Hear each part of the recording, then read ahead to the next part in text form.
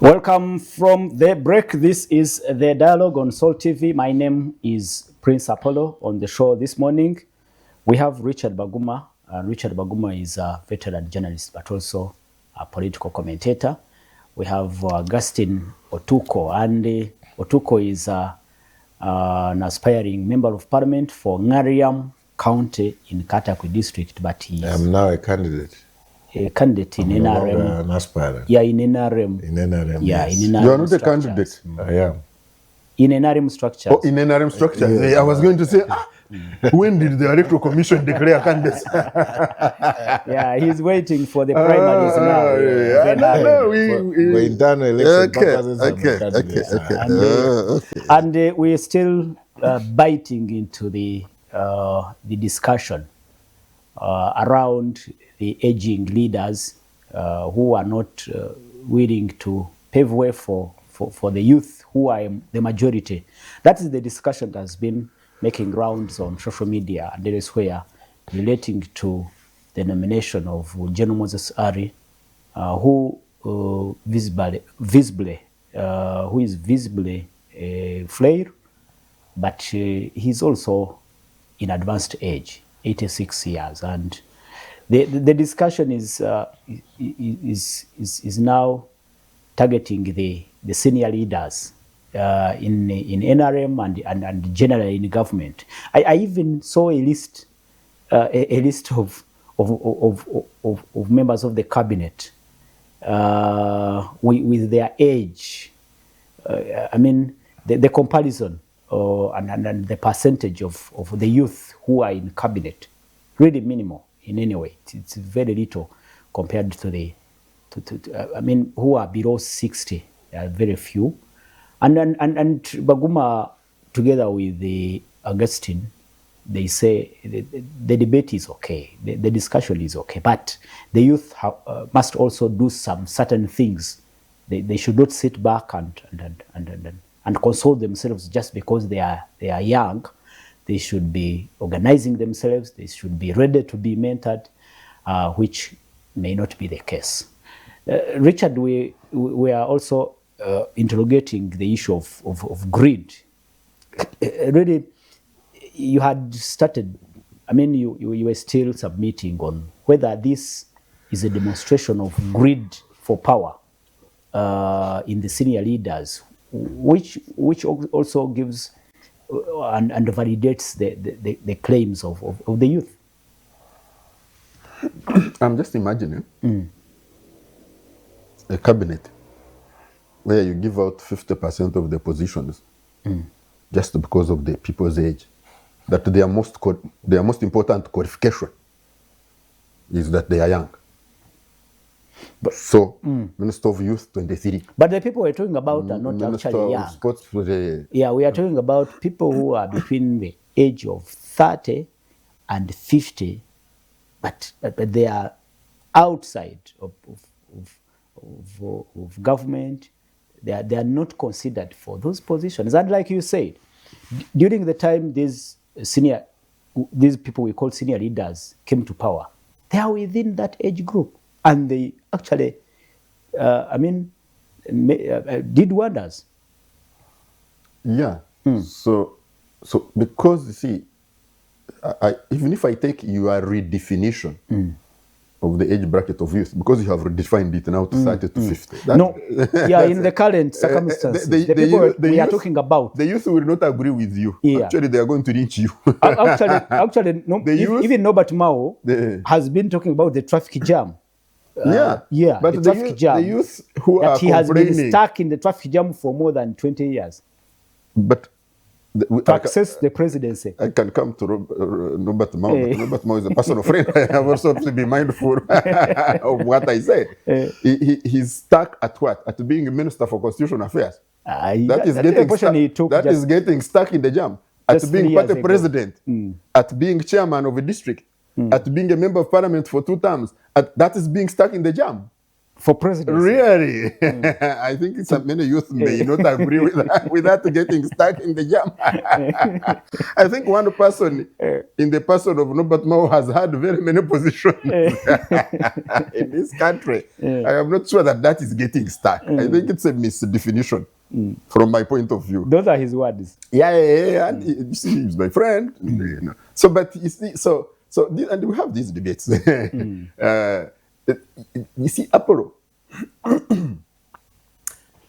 I just give you a scenario because the young people that we are talking about, if you started defining them from the age 30, I think they would come here and stone you. But that's not. They are 15? Those are not the ones we are talking about. It's the 23, the 25, the 27. Those are, But constitutionally, who are eligible to contest for all those positions we are talking about? Absolutely. So I don't want to go constitutionalism. I don't want to go to the things that are already established.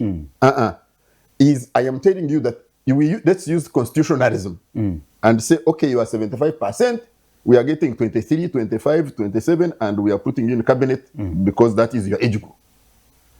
That's not possible. I don't know how you as a citizen would be feeling looking at that cabinet. I don't know how those people would be behaving on the road with convoys. Ask Otu has experienced it in his area. Yes. So this mindset of faith that young people, when you put them there, they will automatically do good for young people. It has not been proven in real practice. It hasn't. They go and commandeer the other young people to beat them, the young people who don't agree with them. So it's that you have to be there, you have to prove yourself, but you also have to present yourself. You will not get into these positions without presenting yourself. It's the same thing with the elite amongst many of us. We don't present ourselves for any political position.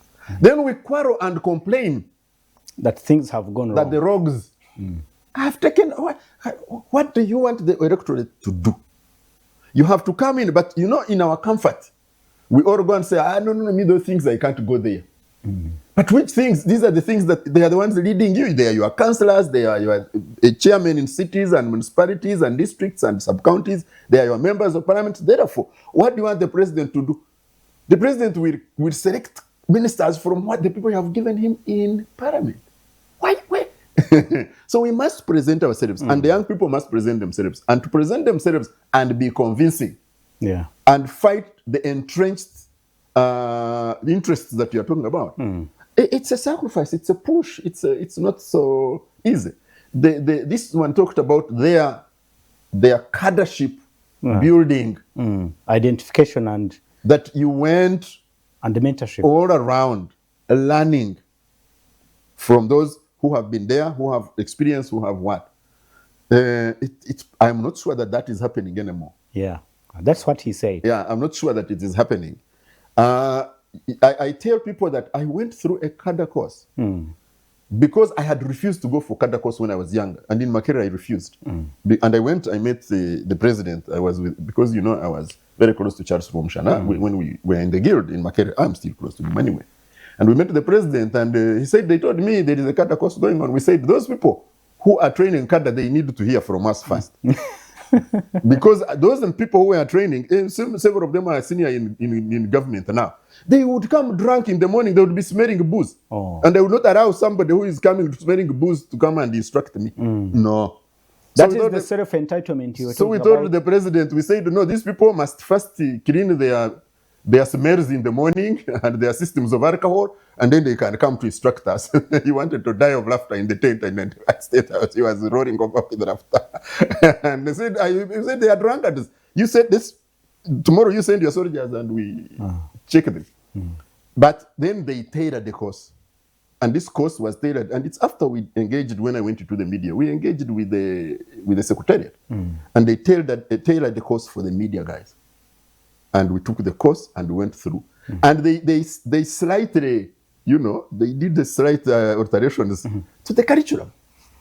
Young people need to demand these kinds of things. Young people need to demand political education. Political education is good.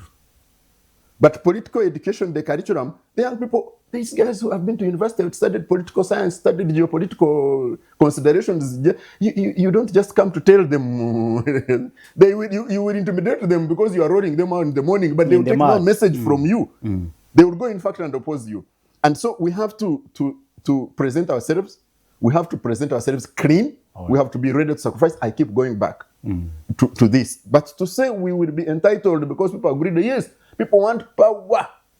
People want privilege, Apple, or it doesn't matter whether you are a religious leader. Let another young pastor come to remove you. You will tear them apart.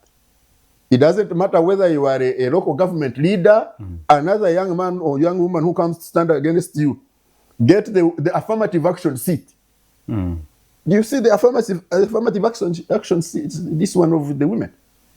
You get the one who has been there 3 times and bring a young girl to stand against them. They won't allow. You will see how vicious they will come out. So it is, I think, it is so the youth must too deal much with that they will be, that things will be given to them. All right, viewers, let's have your comments now, but I implore my producer to run the number again. And here is, good morning, Mr. Polo, thank you for the wonderful show. The dialogue, I am Abel Kelu Ampumuza. Abel Kelu Ampumuza. We appreciate you. Thank you so much for that. Okay. Hello, Polo. Praise the Lord. Okay, he says, good morning, Team Dialogue. Me, I am a youth. But so long as we have peace in our country, let our elderly people continue to take control of our country. Big up to President Museveni. I am Alex viewing from Kisugu. Oh, some youth are comfortable and, with the status quo. Anyway. Okay.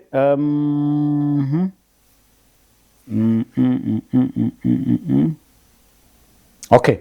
I will read the messages later. Let me hear from you as we move on. But one more. Prince Apollo, I find myself at a loss when we discuss the youth and the elderly in leadership positions. I thought leadership in Uganda is through elections. If so, who has stopped the youth to offer themselves to be elected? If the elderly present themselves and are elected, isn't that we call democracy? So Moses Ali, Kadaga, etc. have their right to offer themselves for election, and if elected by their people, that's it. This is Reverend Jimmy Manyindo from Fort Portal. Thank you, Reverend, and thank you for watching. Interesting. I think you that's what you said in your submission, and what Baguma also said, that the youth have a space to exploit, but possibly they are not doing so. Yeah, well, I think there are 2 or 3 fundamental factors that affects the youth participation. Number 1 is immediate benefit. The young people would want something that benefits them immediately. I can assure you, at the age of 29, when I offered myself, I received phone calls, others intimidating phone calls, other calls persuading me to get out of the race, because they felt it was unfair for me to challenge a minister. And I asked them what part of the law that would stop me from challenging the minister. Sure. And when they realized I was asking tough questions, they retreated. And of course, eventually they sent some soldiers and others to rig an election, because they realized that even without money, I was actually going to win an election. Isn't that raging? That raging, you see, that is forming part of this resentment that we receive from the youth now. You see, why I say immediate benefit. In 2020, I was receiving a lot of offers to get out of the race. So if I was this young man who would want to drive a car immediately, probably live in a better house and stop renting, maybe I would have taken the money. So the point I'm making is that the young people should first define what they want to achieve in leadership. Because if they are looking at a Merialero then they should forget about the leadership space. How will they deal with rigging? Yes, you see, Because at least you have that experience. Once you have the people on your side, rigging won't happen.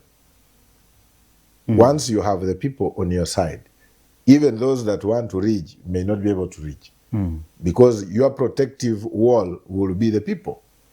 And out of the 7 sub-counties, we were able to protect the rigging in 5. We only failed to protect the 2 sub-counties. So that's why I'm saying my level of organization may have affected me from becoming a leader, because the people I worked with got compromised, and some of them with only 50,000, and they were offered money to sell our win. So ideally, the point I'm making is that, number one, the young people must define what they want to achieve in that leadership space. Number two, being young does not necessarily qualify you to be a better leader. There are several other factors that make an individual a better leader. We have leaders who are good and they are old. We have leaders who can be better and they are young. Not all young people can be better leaders. I'll give you an example. Our parliament, the average age, what I saw in newspapers, is about 37 years, 36, 37 years. That's naturally a young parliament. Yeah, it is. Is it one of the best parliaments that we have? No. Can we compare it with the 6th parliament? No. Or the 7th or 8th? So we have young people probably who are dominating a space that they are not supposed to have. Maybe we would have a better parliament if we had slightly advanced age people occupying that space. The ministries, let's go by what you said in cabinet. There are ministries that are led by people who are below 50 years, others even below 40 years. Are they the best ministries that Uganda is having? Are they better than those that are led by old people? The answer may be no. The answer may be yes.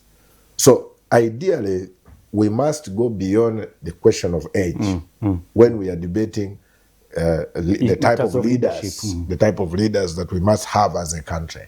We must focus more on the qualities of a leader irrespective of the age. And young people should desist. For me, I've just graduated from being a young person. I have never been one of those who wants to wait to be called a special interest group. I rose up and said, we must fight for our space. When I went to contest in 2019, 2020, in the last general election, Katakwi district had a majority of councillors who were not educated. And when I saw that as a gap, I was able to encourage as many educated young people to take up the space.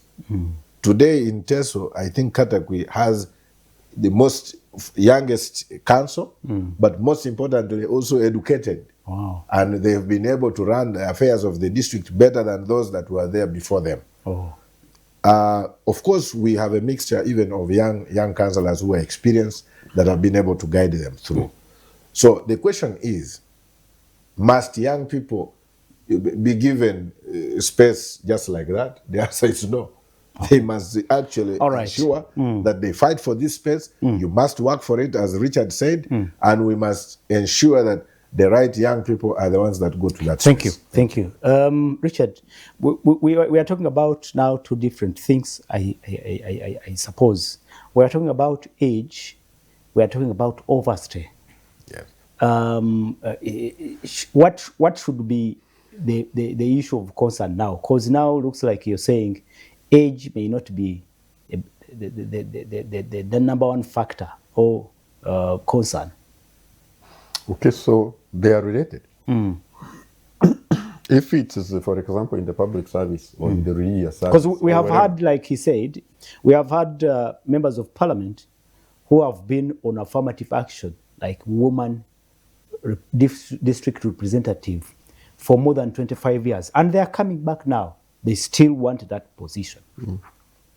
Yeah, they should debate it among themselves, because where did the seat of that is overstay? Where not, did the not an account of age. I'm not even sure about that. Yeah, because who put this for affirmative action? They are the ones who lobbied for it. So how come they have not debated it? They are not debating it in their structures. How come? Maybe they are comfortable with it. They should debate it in their structures. That's what I would be seeing the girls who are pushing for space, this is the agenda they should be championing. They are not. They are not. You see, so because you see, for the people who are going to support you, to take you seriously, what is the agenda? And that's what he said. What is the agenda you're bringing on the table? If you found girls, the girl university leaders have an association, the ones who are in the GRC, the ones who are in the cabinet, in the universities and tertiary institutions, have an association to push that there should be a term limit on the affirmative action seat. We would be listening to them. Yeah, they are not. Yeah. So this is, and so that's where a question. So you want position? What is your agenda? What are you bringing on the table? So the question of overstay. A lot of positions, the technical positions, the positions that are appointed, have age stop. Bishop, archbishop, sheikh, mufti. They have age limit. The commissioner, permanent secretary, whatever, teacher, policeman. They have age limit. However, the politicians, in their wisdom, do not put age limit for themselves, except for the seat of the chief executive in other jurisdictions. But in other jurisdictions, the senators, whatever you call them, house of this, house of that, it is unlimited. They keep going. It's, I think, only the one where I know was in Canada, and yet the senators in Canada are appointed by the mayor, the ones who are in council. So it's also appointed officials. The decision is in the power. The power is the decision-making power is in the hands of the politicians, and they don't put an age limit on themselves or a time limit on themselves. Is it an agenda we should be championing? Can I see a national youth group championing that? Where are they? They are not. So for me, to introduce term limits for certain positions, where are they? Especially those for those affirmative action. Let them bring an agenda. Let them push for it. Let's see a united front of these young people around an agenda. Let me tell you, if you had a youth group that is pushing for minimum wage, I tell you, President goes to a rally, he finds the young people talking about minimum wage. When they come back to Parliament, they will discuss minimum wages at the agenda number one.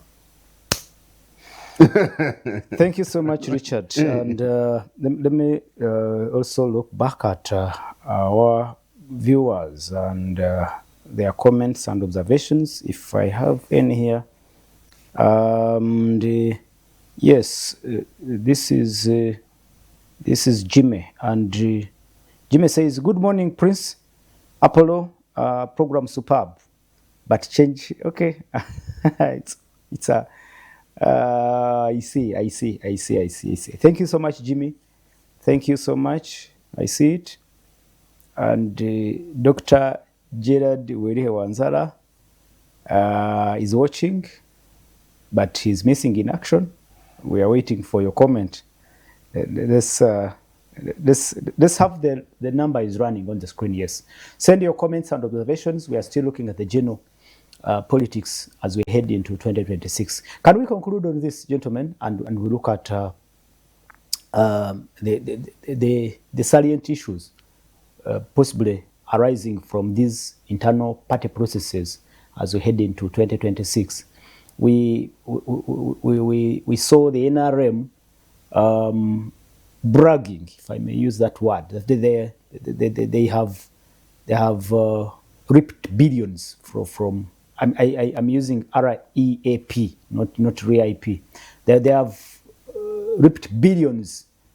From the nominations. Is it about 6.9 billions from these nomination fees? And I saw, is it Honorable Maradombo, the Director for Information, also tweeting that really that is what a mass party must look like. That demonstrates the dominance of NRM, looking at how many people are rushing to pick nomination forms and then returning the nomination forms. The secretariat, not the secretariat, the EC offices has been very busy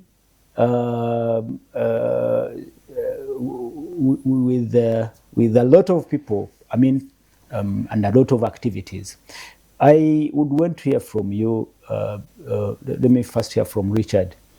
Does that demonstrate a show of dominance that we should expect in years to come from the NRM, judging from how people have been swarming the party and ready even to pay this money for MPs? It is 3 million, the nomination fees, and other positions. It's so huge.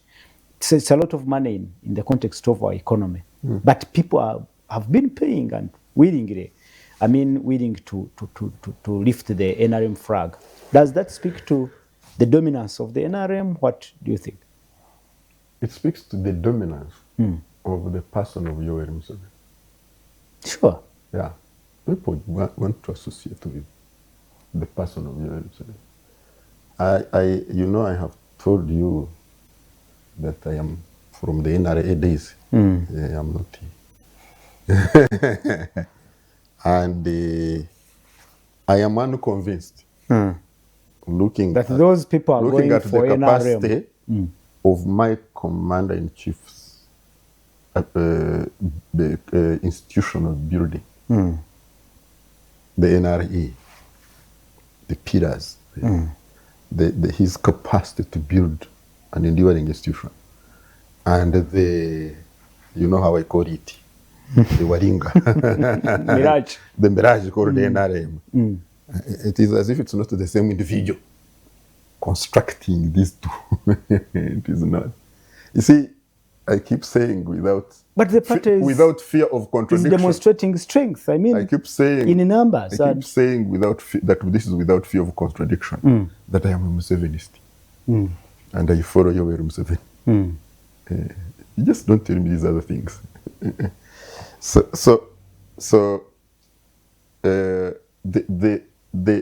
The strength is with the person of Yoweri Kaguta Tohaburwa Museveni. And you want to detach him from his establishment? I am not detaching him. I am saying where the power is, the pillar is. I am not detaching him from anything. I'm just saying this is the pillar, and this is this pillar that is attracting. This is the pollen. What is that? The bees. What the bees for? It is the pollen. That one. It is this thing is sweet inside the flower. That's the one they go for. That helps them. They transmit pollen because they come for that liquid. The pollen goes there because they have things that stick and they take it. They don't come to take pollen. That is not it is the same thing as the nectar. Thank you. They come for the nectar, and then we say they come for pollen. No, it is the same thing. As this thing. People know where the nectar is, but then the pollen, you see what happens, is all yellow. Is yellow. Yeah. Massive.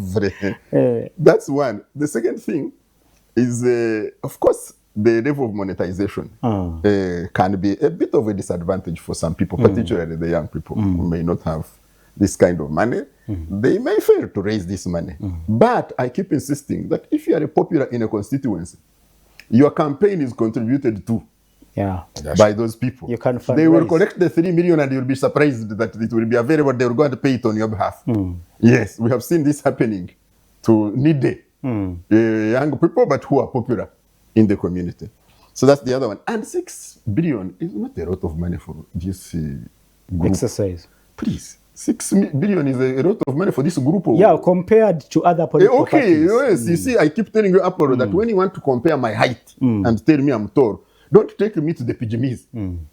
Take me to the Dinka and tell me that I am tall. But when you take me to the Pygmies and say, Baguma is very tall, no, you are lying. So because you are comparing to tiny groups, of course 6 billion becomes a lot. But how much much does this group get from iPod? PFF, the nomination fees for PFF, is it 50,000 around there? Yeah, just little money. But manageable. They have to respond to their reality. Yeah, it's like when you are in a Toninyera. People don't know if they know Toninyera, but we are talking about a market vendors eating place, an open air market vendors eating place. And you want to sell your meal like the one in Sheraton. Of course, you will not get buyers. These are the realities that you are responding to. So 6 billion, how much money does that secretariat get from iPod every year? So 6 billion is not that an amount that is ground shaking for them. I saw somebody drawing a cartoon that the chairman of the electoral commission is swimming in money. Of course, he has been swimming in money because it comes from their MPs Yeah. and from government. Because of the numbers of MPs they have, they get so much money. But because also of where they sit, the people are in power. So how many? Do you know how many convoys those guys have? Just the number of vehicles that they have. So 6 billion is not that ground shaking, except if I agree with you when you compare with PFF and which is the other one? FDC. Yeah, then you are comparing. So the person of President Yoweri Museveni is the nectar that attracts all these bees around, and you expect that all around the country. Can we expect this dominance that we have? They have somehow demonstrated during these party processes to also be reflected in the 2026 general elections? For example, I do not see how the statistics will change. That the Euro group will not have a majority of MPs, I don't see how that one will change. That the Euro group will not have a majority of district chairpersons, I don't see how that one will change. I have already said here that we know who, if you put a ballot in the current circumstances, we know who the president will be in 2026 and 2031 if he decides to come back. We know who will be. There is no, for me, there is no architecture that has changed that you can overwhelm that. So yes, this one we will see in my view. Oh, okay. Okay. Talk about the NRM, and that I concede you see dominance. You see looking at the pump, the activities that were happening at the EC offices for all these 2-3 weeks. It has been really massive. Well, even in other political parties like NUP, they've been really also doing great, but NRM demonstrates an edge over the other parties. Does this dominance speak of the real dominance of NRM, going forward? I think yes. When you go to the rural Uganda, that's when you realize that actually NRM is still a very strong party. And recently when we were having the tours, the PDM tours, I could really feel the association. I don't want to call it to President Yoweri Museveni alone, but to NRM. Because Richard, you are in a difficult position, I understand. Richard keeps saying, we are worrying. I want to dissociate myself from worrying. So the point is that at the grassroots, the NRM is still a very strong party. In the urban cities and the municipalities across the country, we as a political party are facing a big challenge. Of course, the challenge arising from some of our mistakes as an organization in terms of service delivery, some questions about corruption by some of the leaders that have been deployed to run public offices, and many other factors that could be the question of insecurity. I'll give you an example of Teso. I think by January this year, if, let me say December last year, if by December last year there was an election, NRM was going to face a big challenge in Teso because of the insecurity arising from a group of young people that was attacking public functions beyond 9 p.m.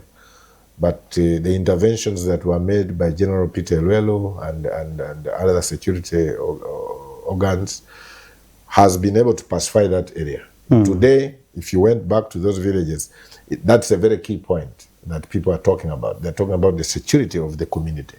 Because it became very difficult. It was like a well-coordinated rebel activity that you find young people at the age of 16 beating people, killing young people, killing whoever they would find. And it was quite unfortunate. And I think the ringleaders were picked and others. So the question of security, the question of rural transformation, the excitement about the PDM money and the Myoga and others have continued to make NRM endearing to the local communities. And that may be different with the urban, because the questions, the needs and the aspirations of the urban voter are completely different from the rural voter. And I think that's why you find in cities like Kampala, cities like Mbale, probably Jinja and others, we've continued having a bit of a challenge. But I think by and large, in terms of percentage, NRM will not change its percentage more, because the organizations that are opposing NRM have failed to penetrate the rural voter. And I think that's what makes us still a dominant force. When you look at the activity that has been happening at NRM Electoral Commission, you realize that in some in some constituencies, you have about 10, 15 people competing for the same. Contesting for one position. So why would people, 10 or 15 people, still believe NRM remains the best organization? Probably in terms of level of organization, and also the voter. Probably they have been able to read the minds of the voters that if you are not in NRM, you will not be able to win an election. But of course, there are also areas where many strong candidates have come from opposition, and we've been able to see people who are picking nomination forms from other political organizations. We see that whatever candidate will go through from NRM may have to face a big challenge, because there are fundamental issues that still remain, mainly in the area of service delivery, that we NRM may have not handled well. And I think that may be the only challenge that we shall face. And quickly, from relating to the just concluded youth committee, village committees, like here in Kampala, I saw some of the copies of results, and looks like NRM was dominating areas where we thought it had lost ground. If you had to go by what is available, so that like one in Kawempe, one in Nakawa, does that speak to what you've just talked about, that the dominance of NRM is still real?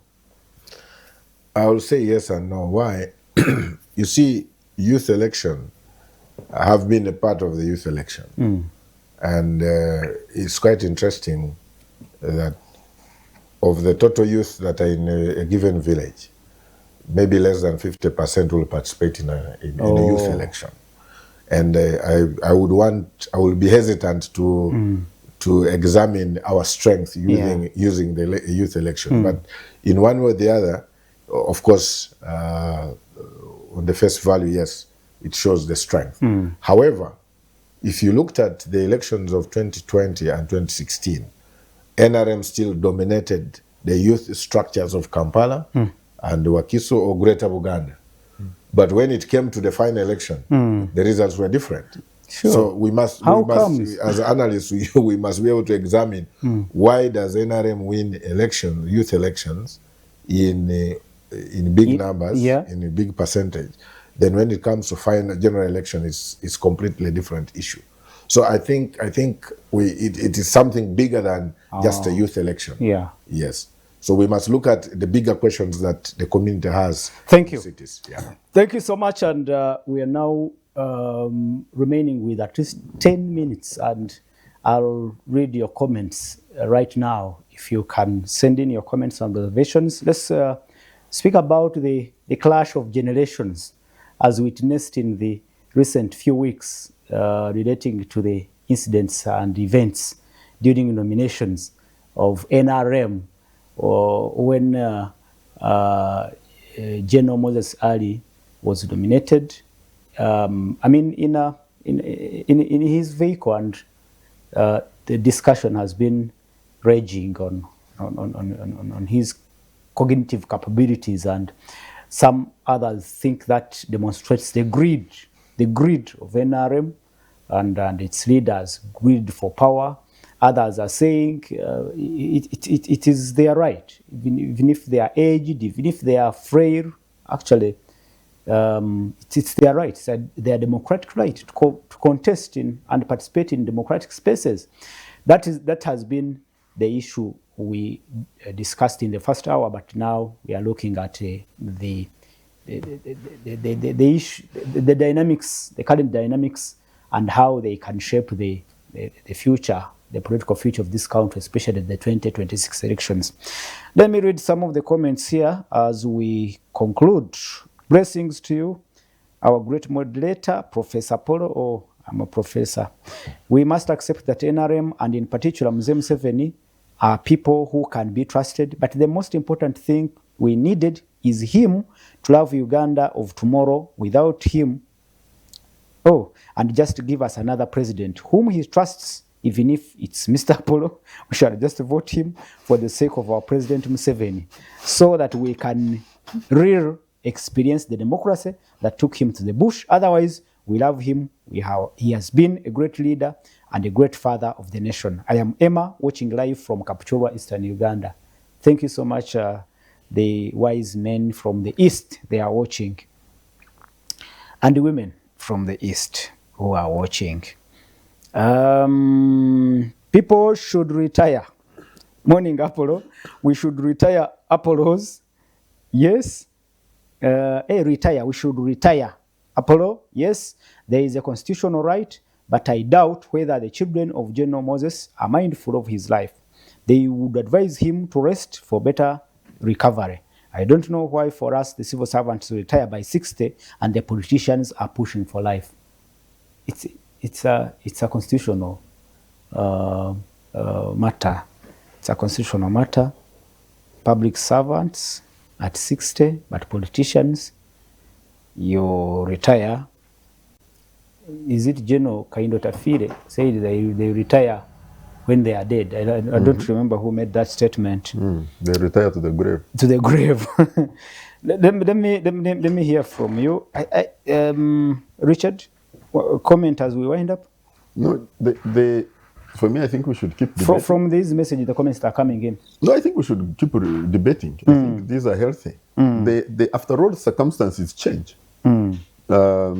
If one of the debates, for example, if a leader is frail and on account possible of ill health, somebody is saying they should advise him or her to at least, dedicate much of their effort and time to health, and then it's for the good of themselves and their families.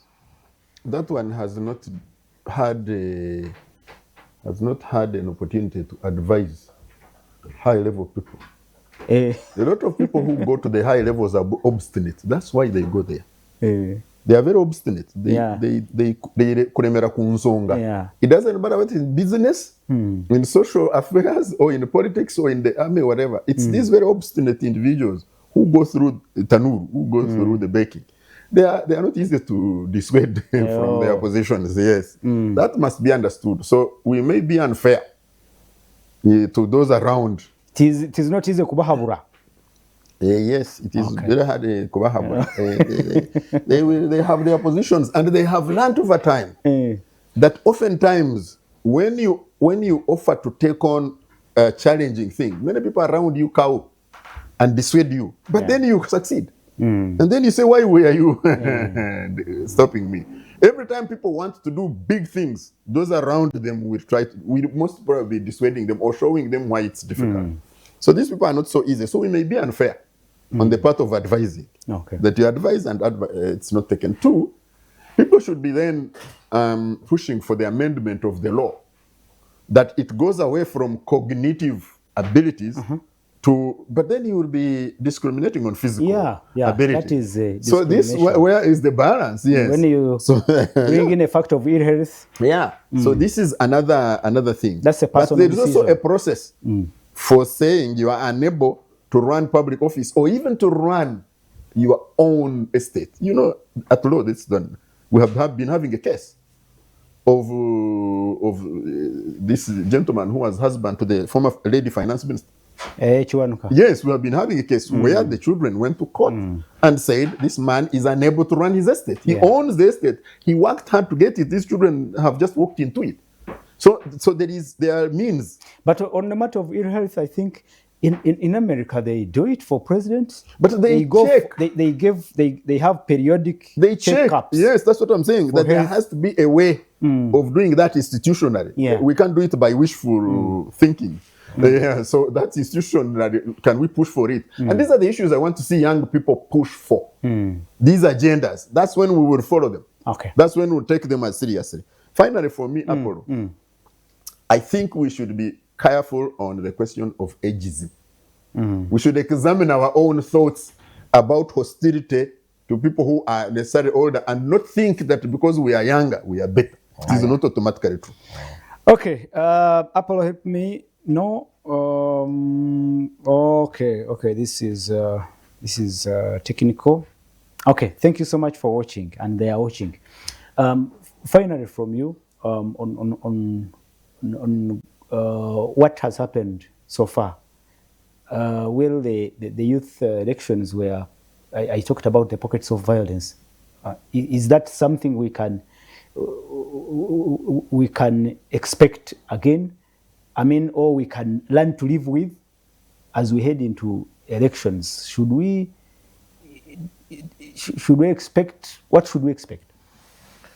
First, we must focus on what caused the violence. What were the underlying factors that led to the reaction from the young people? When I followed on social media and the mainstream media, I was able to learn that there are people whose names were deleted from the register. So if it is true that their names were deleted and they had been in the register before, then the Electoral Commission should be able to address that. It means that there are fundamental issues, concerns from the young people. Then, of course, there are those that reacted towards after learning that most likely they were going to lose. They never wanted the elections to happen. Yeah. So that is a character issue. So young people must be mentored and guided and educated that elections, there is winning and losing. So actually, there are places yes. where the elections were postponed and suspended yes. because of chaos, and looks like it's a growing trend that when you feel you may not win, then you cause chaos and the elections exactly. So it's a character issue. It's a character issue. It's a non-progressive. It's backward. It's archaic.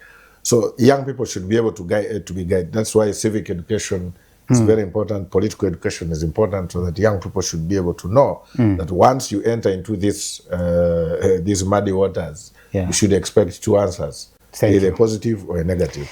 While on the other hand, I want your final comment. My final comment is that the young people should appreciate the fact that we need old people. We need a mixture of both young and old. And the question of who becomes a better leader can be debated. All right. Thank you.